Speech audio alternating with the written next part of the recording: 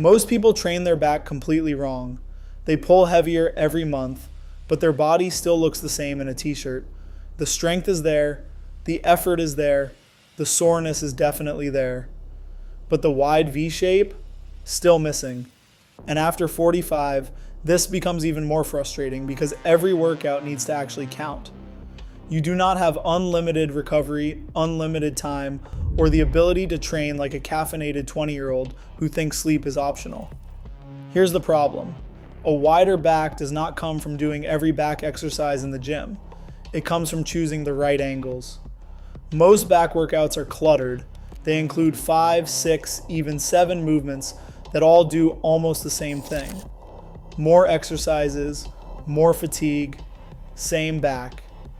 But if your goal is a wider, thicker, more athletic back, you only need 3 key movements.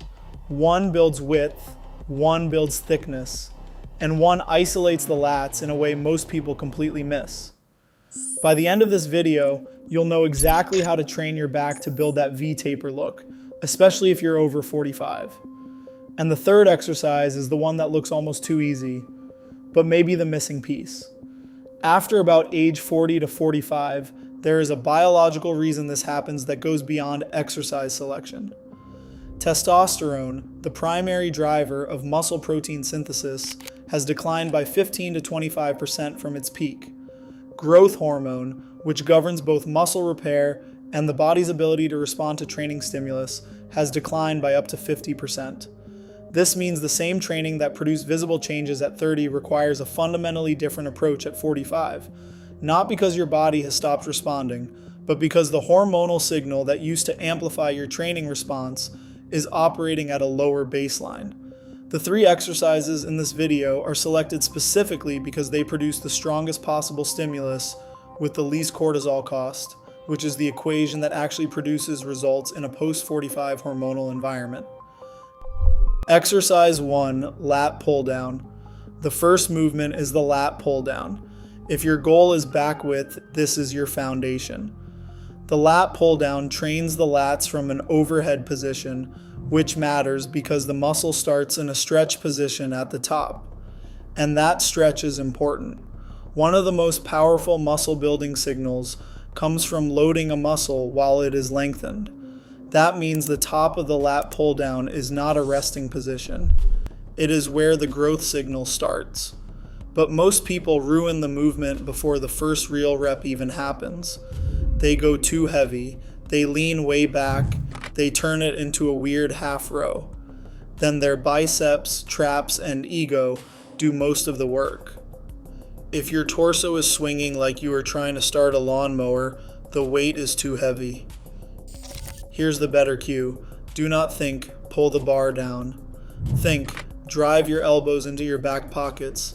That one cue changes everything. Before pulling, bring your shoulders down away from your ears. Then pull with your elbows, not your hands. Bring the bar to your upper chest.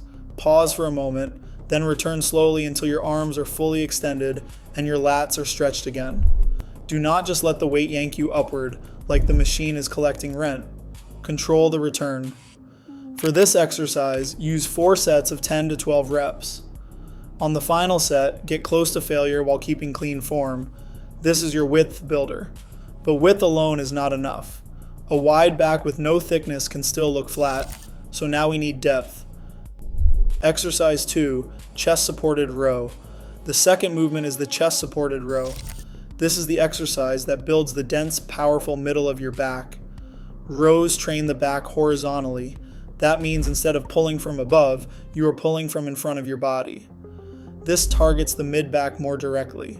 Rhomboids, middle traps, lower traps, and the central fibers that make your back look thick and 3-dimensional. The reason the chest-supported version is so valuable after 45 is simple. It saves your lower back. Regular bent-over rows can work, but they also demand a lot from your spine and lower back stabilizers. And for many people, the lower back gets tired before the target muscles do. So instead of your mid-back failing, your lower back says, absolutely not, we are done here. The chest-supported row removes that problem. Your torso is supported by the bench, so your back muscles can work hard, without your lower back becoming the limiting factor. Set an incline bench low enough that your chest stays supported. Let the dumbbells or handles hang fully at the bottom. That bottom position matters. Again, you are loading the muscle in a stretched position, then pull your elbows back toward your lower chest or ribs. At the top, squeeze your shoulder blades together for a brief pause, then lower slowly. The mistake here is pulling with the hands. Your hands are just hooks. The elbows are the drivers. If you feel only your biceps, slow down and think about pulling your elbows behind you. Use 4 sets of 10 to 12 repetitions. This movement builds the thickness that makes the back look powerful even when you are relaxed. Now we have width and thickness, but the third movement gives you something different. It lets you train the lats without the biceps stealing the show. Exercise 3, straight arm cable pull down. The third exercise is the straight arm cable pull down. This is one of the most underrated back exercises in the gym. It does not look dramatic. Nobody is posting it with thunder sound effects, but it works. Why? Because it isolates the lats while keeping the arms mostly straight. That means your biceps cannot take over. In regular pull downs, the elbows bend, so the biceps always help.